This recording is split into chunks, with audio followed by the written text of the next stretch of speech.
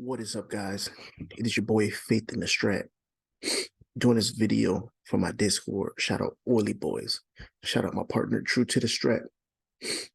So I had a few quick questions that you guys need to answer. So I'm gonna knock these out and we'll get these done. So one of the first ones I think I can knock out really quick. It's gonna be from my boy Brown. So he's like, what is this macro between 9:50 to 10:50 at every 10 before the hour thing? Can you touch on that, please? Yeah. So that's something from ICT. It's about the 10:50, to 11:50. I think there's one every last 10. It's basically if you think of it, or how some people think of it, it's realistically the best way to describe it's kind of like a kill zone within the kill zone. It's where you expect price, to reverse. From my understanding, from what I understand so far of it. If you study like Al Brooks stuff, he talks about that 12 candle window. So that's like right around that 12 candle window anyways. So yeah, and it's also close to the last 30 or the first 30 of the stock market open. That's what I gathered from it. In my opinion, it's just something that's going to confuse most people more than anything. He has some stuff that's extra. But yeah, that's my understanding of macro. Regardless, we expect a high and a low usually get put in between the kill zone, between 8:30 and 11 Eastern time. All right. So the next one's going to be swing trade management, how to evaluate trades with time. I've been getting clapped on trades with 6 months of time. So he got clapped on this Devin. So I'm going to look at this one. So I had highlighted it before. Now, Devin, I think what got you was here. If you're taking a 6-month trade, you took an entry on a 2-2 day. So think about it. You have a 6-month trade and you're taking an entry on a day. That's kind of like taking a 2-week swing and taking an entry on a 5-minute, because look, 1, 2, 3, 4, 5, 6, 7. You're like 7 time frames down. So you're going to get caught up. That's why if you notice when we do our setups, like if you notice True will be like inside. He never does inside hour, inside 2. He does inside 4, because 1-4 is already more than half of the day. So 1-4 up or down will shift the day's momentum. It's hard to shift the day's momentum on a day because you're inside of a major range. So you did take the day up. I don't know where continuity was, but I do know I was here too, but I was trading this range. So I was trading the lows and highs of this range, but I was not expecting a swing. Why? Because all we did was go up. All you did was go up here. You had no major shift of structure. So here you had a potential, but it failed. So this was a failed break. Price came up, locked in a low, gap down. Did not lock in a low and bounce like we needed. We gapped down due to earnings. But when we start zooming out, look at where you're at in the range. The more you zoom out, the more you can see realistically, in my opinion at least, this trade wasn't super high probability yet, at least on the day, especially since we still have FTFC. So like me, when I take a trade, I'm always looking for the low. So like here is going to be a low. I'm looking for major lows to get swept, but I'm also looking at the macro time frames, because when you look at the other, look where we're at. All of these are rejections. These are all rejection wicks.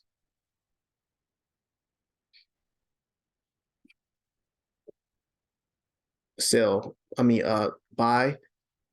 Sellers didn't even bring it up here. Sold off from here. Sold off from here. Sold off from here. Sold off from here. Realistically, I wouldn't even be buying, because that's 4 major selling wicks. I personally wouldn't look to buy until I saw a retracement deeper. So I would be looking for something that's going to form like a quarterly TTO.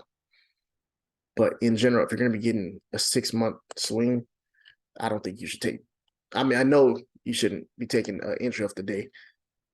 You have to, be using the macro, using your year candles Like here was a great spot, but obviously, this is before you probably traded. This is 2020. But understand that this year is a 2 down, 2 up year. It's triggered this year, but this year is an inside year. So until we see maybe a retracement down or push down, which we're seeing right here, and watching, continuity to see if we form a reversal, then I'd be looking. But for right now, you're like in no man's. This is on a 6 month.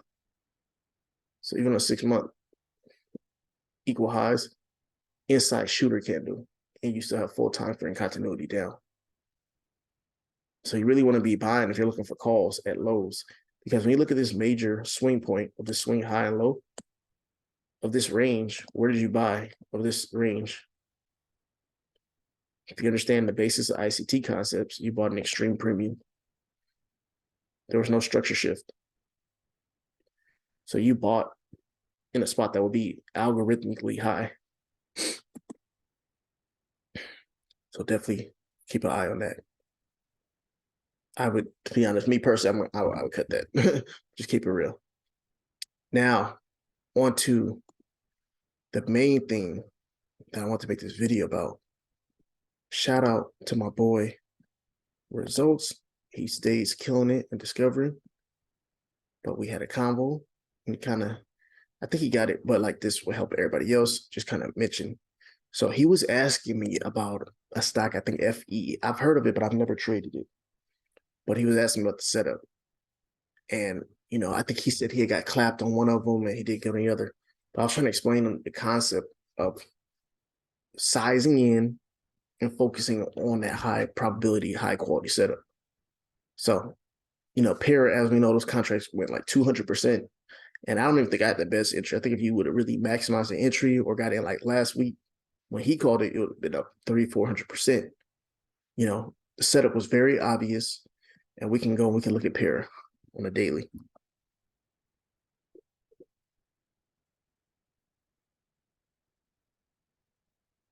Very, very obvious setup. Look at that. How did I take it? Outside on Monday. Squeeze down. Look at that. 2 down, 3.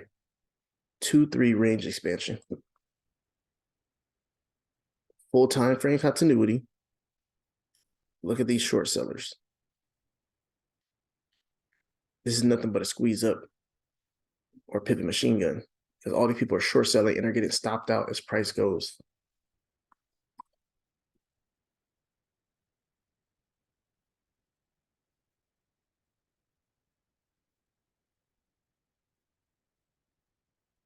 Very obvious.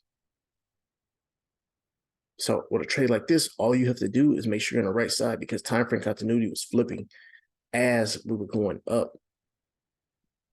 We had earnings right here.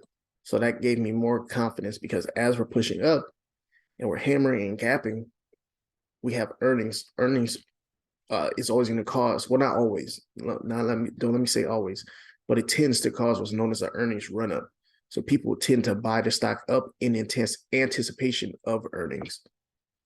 So this trade alone could have really put you in a position to win, especially because it was just running. But the problem I'm seeing, a lot of you guys will be like, you're in Para, then you're in gold, then you're Airbnb, then you're in Tesla, then you're Ford, then you're Mirror, then you're Silv, then you're USO. Like, we put these plays out, but we're not saying getting everyone. We have triggers and we have, setups, and it's going to depend if you want to swing or if you want to day trade. But realistically, we're trying to get you to get in trades that you feel comfortable, sizing in and managing the trade correctly. And that's why, if you notice, most of the time, what am I trading? ES, SPY. Why? Because I'm very comfortable. I've traded this for years now. I'm very familiar with how it moves. I watch it all day, every day. Even at night, I'm taking trades on it. Like, before I go to sleep, I always set up a trade, So the moment I woke up, even with me waking up late, I saw my trade and the result of my trade, and that's coming down to yesterday's low. Me understanding liquidity and how SPY moves and understanding his personality makes me very comfortable when I see high probability setups. So like if I was up and wanting to trade, but I try not to trade London anymore because it keeps me up too late. This was like my A plus setup.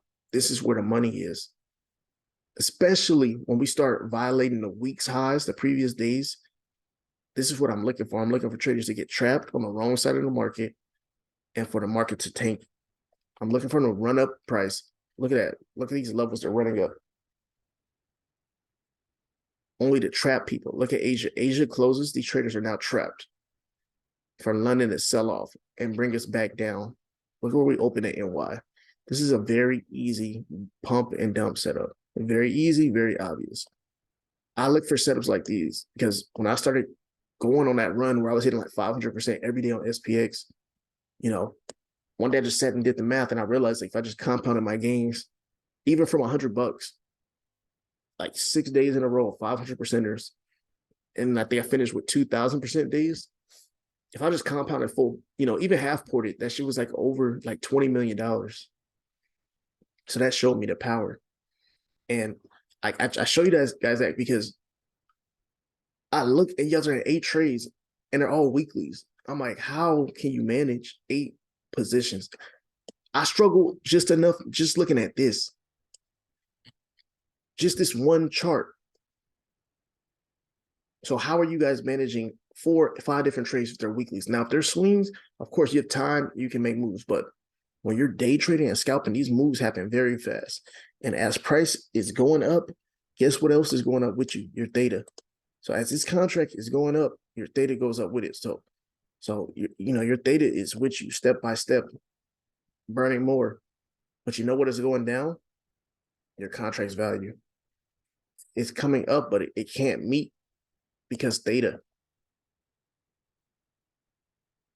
So the more time you guys waste sitting sideways in contracts because you didn't watch, if this was Tesla, you didn't watch it when it pulled back because you were so busy, chasing Lyft, chasing Neo, chasing QS, whatever bullshit stock you guys are chasing and over leveraging, you're costing yourself money and you're dabbling. And dabbling is just going to get you dabbled results. A trader, I watch one of them, I always post them. And he posted another very good trader. And one of his quotes on his videos, he says, how are you ever going to make money just trading the market? Like, how do you figure? Which is so true because I know from experience, I definitely would do that. I would have like 10 positions open.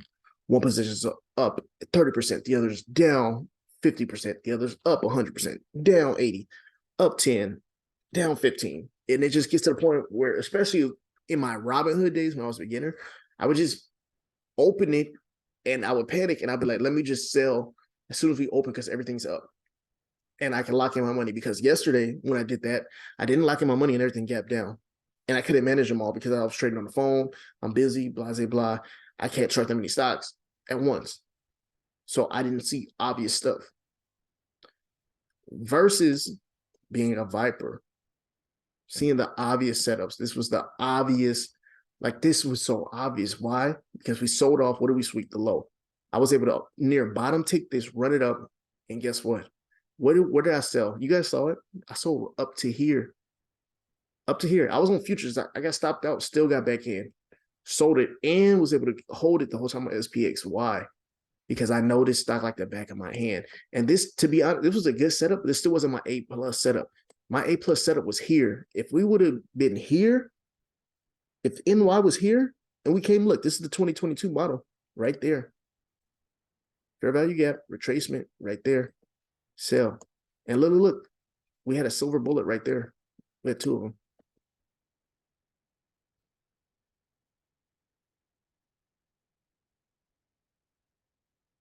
Major entries, major entry potentials. This setup we've seen happen again and again and again and again. This is where you look to make money. That same trader was saying that he made like 600,000 shorting AMC and 700 shorting BBY. You know, he made like, I think like $1 million day shorting a penny stock. Why? Because he focused. He only trades those few stocks where he has an edge, and he puts size in the market. And that's the other thing. Like, how can you really feel comfortable sizing into like 15 different plays? Well, one, like, just by the math of it, how would you? You're just gonna evenly use your port. But two, even if you were put on max size, you're just going nowhere. Versus that one good trade. Like, you gotta think about it. If you have one good trade with 20, 30%, and you hit 1,000%, you just like 200% in your port. And some of y'all go full port, which is crazy because y'all will go full port on a low probability trade like this.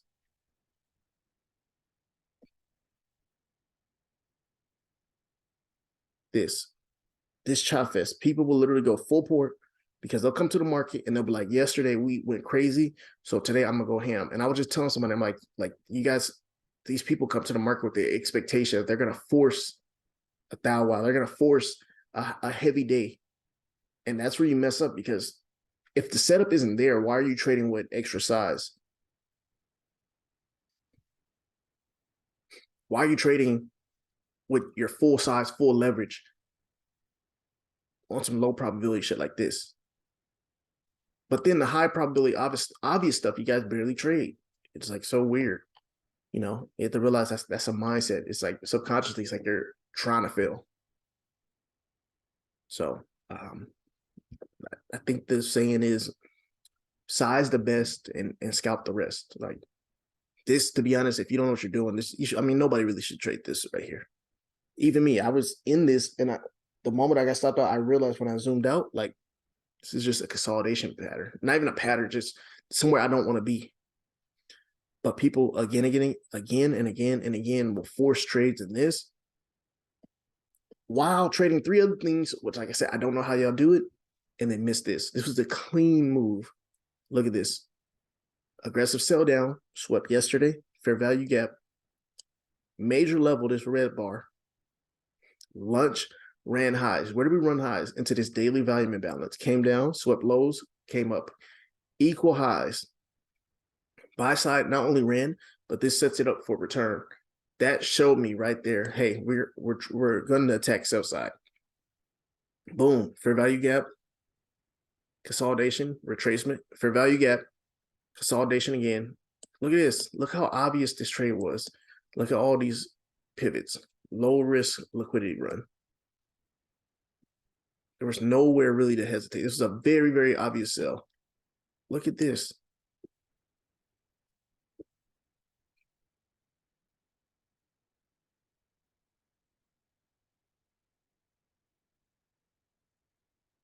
Yeah, yo.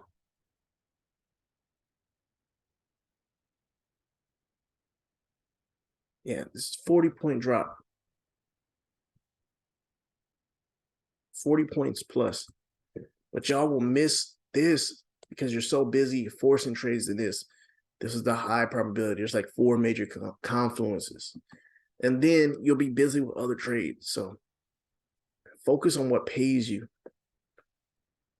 Focus on what pays you, what's going to give you the highest results. And the highest results is going to be focusing on those high quality setups where you can hop in, make your money, and get going. Perfect example. Look at that girl in 100K's group. I forgot her name. Shout out to her though. I asked her, I'm like, yo, you kill it every day. What are you doing to stay so consistent? She said she sees the same setup. She takes it and she gets her money and she leaves. She doesn't sit on the screen overtrading, doing all this, trying to be smarter in the market. That's what I tell y'all. Remember, I made that post, predictions useless. How many people, I guarantee there's people like, oh, it's going to drop here. I guarantee you. How many of these motherfuckers took the trade? I took the trade. I took several trades down. A lot of people don't. And you have to realize when you're doing that, am I here to be an analyst, or am I here to trade and put money in my pocket for me and my family? For your future, whatever. Being an analyst doesn't make you money in the stock market unless you're getting paid by one of these funds, which I'm pretty sure none of you guys are, because you wouldn't be in Discord just shooting the shit. You guys gotta focus. Stop chasing rainbows. Like, just if you can just focus and stop dabbling. Like I said, dabbling gives you dabble results. Do you really think these people, you see on Billions, these top traders, 8-9 figure traders, you really think they're just in random plays because they saw a call out? No, they're not. And don't get me wrong, there are traders who do very well holding multiple positions, but that's not my style. I like to focus, and I just don't believe there's many traders at that top level that I'm looking for that trade like that. I just find that hard to believe, because why would you? When you can take money out of the market almost every day trading this instrument. And on days you can't, I'm to the point now on the days where I can't take money, I'm excited because I know all this is doing is gearing up for this and this. And tomorrow we might have another one. Because the crappier the day before, the better the day after. I don't know if we're going to do this, but it's just an example. Build to purge. Purge and revert. Come on, y'all. Let's get serious. All right, y'all. Well, that was my message. Get this uploaded. Hopefully, you guys will see this before market open. Like I said, focus on what pays you. Wait for high probability. Learn to size into your trades. That's going to make the difference in your trading. I'm telling you from experience. Trying to be the smartest person in the room is cool and all, but it just doesn't. It's not doing nothing. Like I said, you're going to come in, make money one day, lose money, make money, lose money. You're just going to go back and forth, have a really high probability trade. You go in with, I'm going to get one contract. Then the next trade, you go on with too much size. You try a breakout here, you get stop hunted and get clapped. Great trade was here that you didn't put enough size. Worst trade possible that you oversized.